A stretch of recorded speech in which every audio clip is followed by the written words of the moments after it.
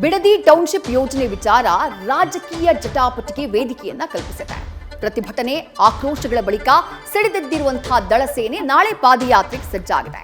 Township ವ್ಯಾಪ್ತಿಗೆ ಬರುವಂತಹ ಹಳ್ಳಿಗಳಲ್ಲಿ ಪಾದಯಾತ್ರೆಯ ಮೂಲಕ ಯೋಜನೆ ಕೈ ಬಿಡುವಂತೆ ಆಗ್ರಹಿಸಲಿದೆ. 1 ಇಂಚು ಭೂಮಿ ಕೊಡಲ್ಲ ಅಂತ ಕುಮಾರಸ್ವಾಮಿ ಗುಡುಗಿದ್ರೆ ವಿಪಕ್ಷಗಳು ಸುಖಾಸುಮ್ಮನೆ ರಾಜಕೀಯ ಮಾಡ್ತಿವೆ ಅಂತ ಹೇಳಿ ಸಿಎಂ ಡಿಕೆ ಶಿವಕುಮಾರ್ ತಿರುಗೇಟನ್ನ ಕೊಟ್ಟಿದ್ದಾರೆ.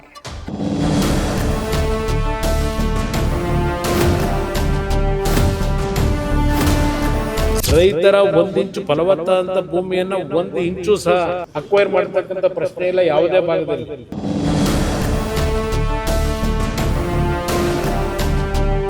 ಹೈಯೆಸ್ಟ್ ಕಾಂಪನ್ಸೇಷನ್ ಅವರಿಗೆ ಕೊಡ್ತಾ ಇದ್ದಾನೆ. 80% ಜನ ಮುಂದೆ ಬಂದಿದ್ದಾರೆ. ಮುಂದೆ ಬರಲಿಲ್ಲ ಅಂದ್ರೆ ನಾನೇನು ಮಾಡಕ್ ಆಗಲ್ಲ.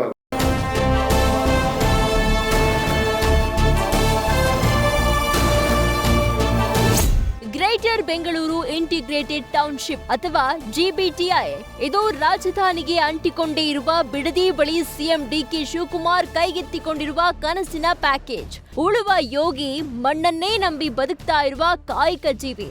ಆದ್ರೆ ಬಿಡದಿ ಟೌನ್ಶಿಪ್ ಯೋಜನೆಯನ್ನ ಬೆಳೆಯುವ ಭೂಮಿ ಹೊಡೆಯಲು ನೋಡ್ತಿದೆ. ಬಂಗಾರ ಬೆಳೆಯುವ ಹೊನ್ನಾಡು ಬಿಟ್ಟು ಕೊಡಲು ಹಲವು ರೈತರು ಒಪ್ತಾ ಇಲ್ಲ. ಸರ್ಕಾರ ಜಗ್ಗುತ್ತಿಲ್ಲ. ಯೋಜನೆ ಮಾಡೇ ಬಿಡುವ ಪಣ ತೊಟ್ಟಿದ್ದು ಜಟಾಪಟಿಗೆ ಮುನ್ನುಡಿ ಬರೆದಿದೆ.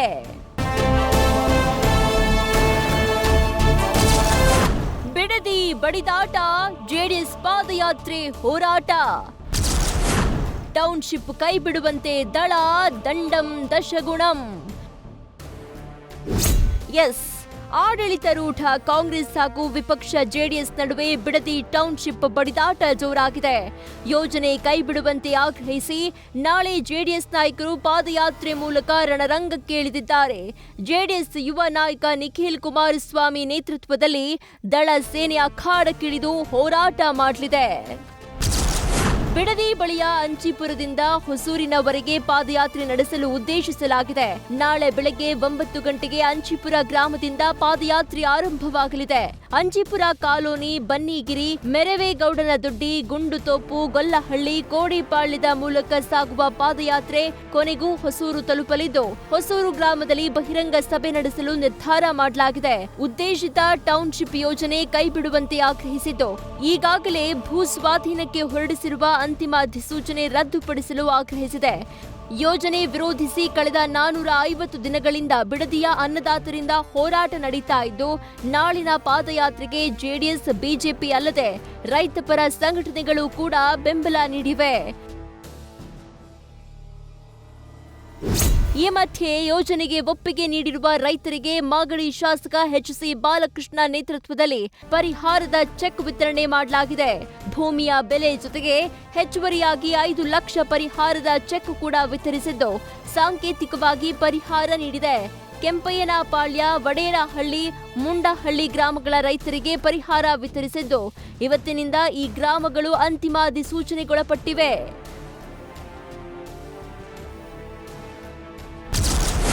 ರೈತರ ಫಲವತ್ತಾದ ಭೂಮಿ 1 ಇಂಚು ಸ್ವಾಧೀನಕ್ಕೆ ಬಿಡಲ್ಲ. ಒಂದಿಬ್ಬರಿಗೆ ಮಾತ್ರ ಪರಿಹಾರ ಅಂತ ಕುಮಾರಸ್ವಾಮಿ ಬ್ಲಾಸ್ಟ್.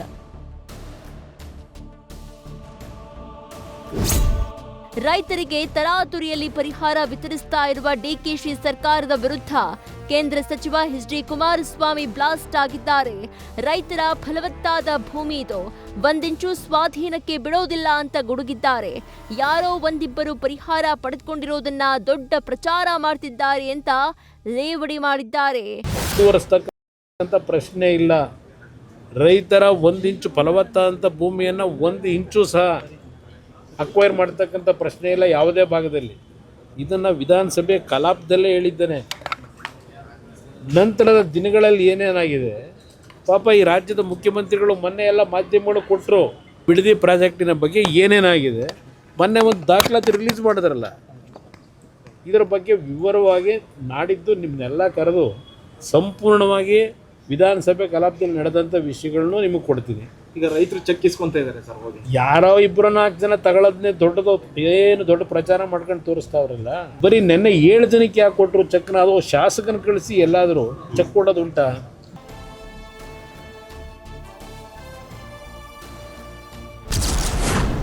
ಟೌನ್ಶಿಪ್ ಯೋಜನೆಗೆ ಕುಮಾರಸ್ವಾಮಿಯವರೇ ಪಿತಾಮಹ.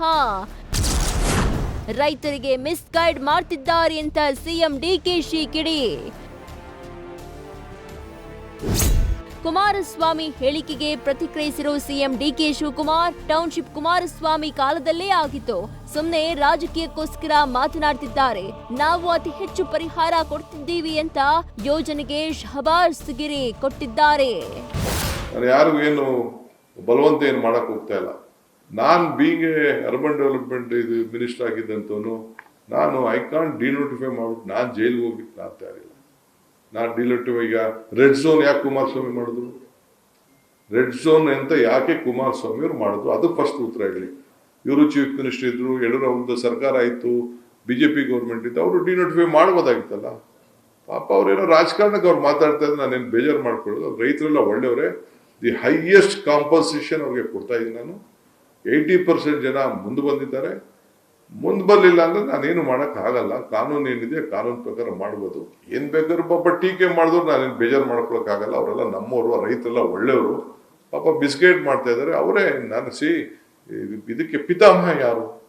ಅವರೇ ತಾನೇ ಪಿತಾಮಹ, ಅವರೇ ಒಪ್ಕೊಂಡಿದ್ದಾರೆ. ಒಟ್ಟಾರೆ ಟೌನ್ಶಿಪ್ ಯೋಜನೆ ವಿಚಾರ ನೆಕ್ಸ್ಟ್ ಲೆವೆಲ್ಗೆ ಹೋಗುವಂತೆ ಕಾಣ್ತಾ ಇದೆ. ಇತ್ತ ವಿಪಕ್ಷಗಳಾದ ಜೆಡಿಎಸ್, ಬಿಜೆಪಿ ಕೂಡ ಹೋರಾಟ ಮಾಡ್ತಾ ಇವೆ. ಇದು ಅತಿರೇಕಕ್ಕೆ ಹೋದ್ರೂ ಅಚ್ಚರಿ ಇಲ್ಲ. Political bureau, news first. News first ನಿರ್ಭೀತಿಯಿಂದ ನಿಮ್ಮ ಪರವಾಗಿ.